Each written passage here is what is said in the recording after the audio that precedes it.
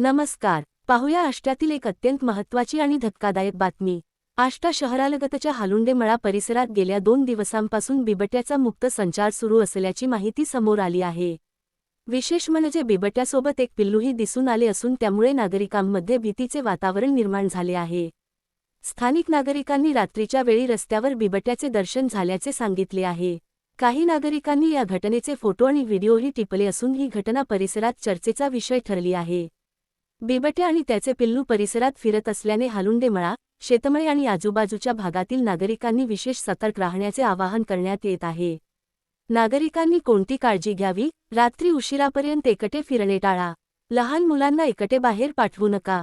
शेतात किंवा मळ्यात जाताना गटाने जा. पाळीव जनावरे सुरक्षित ठिकाणी बांधा. बिबट्या दिसल्यास त्याच्या जवळ जाण्याचा किंवा व्हिडिओ काढण्याचा प्रयत्न करू नका.